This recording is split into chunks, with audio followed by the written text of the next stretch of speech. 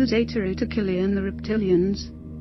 This awareness indicates the Zeta Reticuli in their ancient past were originally very much like humans until they, in their social development, reached a stage in which through warlike activities, they experienced great radiations from nuclear-type weapons and planetary or environmental injuries to the planet, so that they began to become mutants because of the radiation.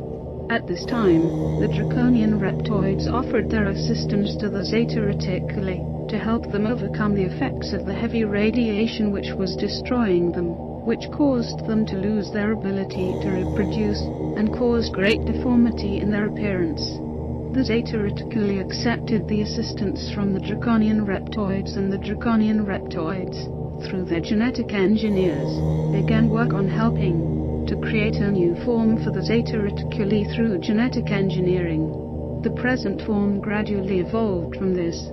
It is created in part approximately 80% from insect genes, and 20% from reptilian genes, being added to the previous Zeta Reticuli genes.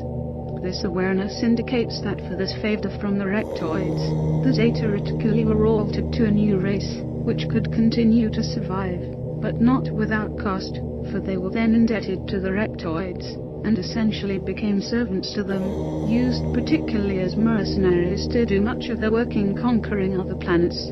This was not foreign to them, because they already were warlike, and it was not something that they particularly disliked doing. There were some who were less warlike, and who preferred to act politically than to act in warlike manners. Why are the grey aliens subservient to the reptilians? The reptilians have a psychic power that overwhelms the greys. They have an energy that emanates from their consciousness that controls the psyche of the greys. They have a power much akin to that which has been reported, wherein serpents charm birds or chickens, moving closer, hypnotizing them until they get close enough to catch them and eat them. The serpent, the snake for example, which has this ability, though many scientists say there is no such ability, generally do this in part through the slow-moving hypnotic weaving back and forth, and the steady and constant stare of the eyes.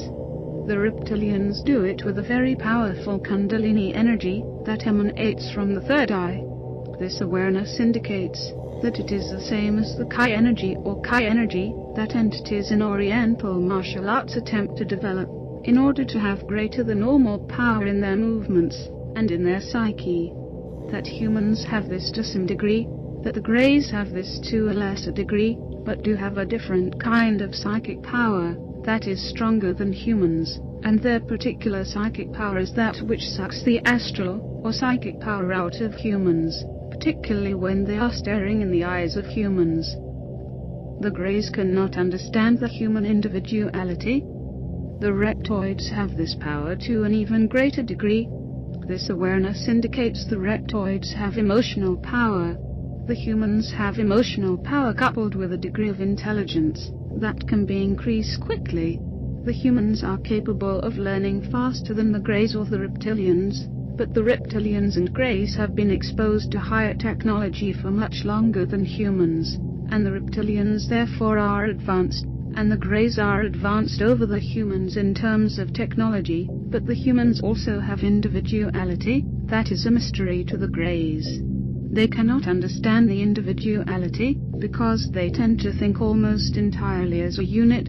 They operate totally in conjunction with group programming, whereas humans can be individual, and can be quite individually rebellious, and unpredictable. This mystifies them. They cannot understand this quality. It is as though humans think for themselves, whereas greys follow the program, and the reptilians are much the same.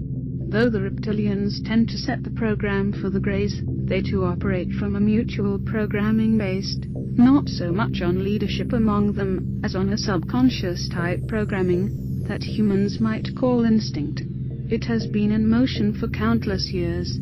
They move according to an ancient programming for their race, as though they cannot stop, as though they have no choice, but to obey the instincts that are directing them. It is as though this were in their very genes as a group, to act in unison, to carry out the program which they are following, and when they conquer another group, such as the Greys, they force the Greys to follow that program also, and they will attempt the same with humans. The divine spark, a real threat to the Zeta Reticuli. This awareness indicates that the greatest hope for humanity is in cultivating that divine spark within. The Zetas have no comprehension or understanding of how to deal with this. They have some curiosity. They also have some fear of what the divine spark is, because they know that, if the divine spark is strong enough, it can call forth forces from the universe that are in sympathetic vibration to that divine spark, which could overpower them in their purposes.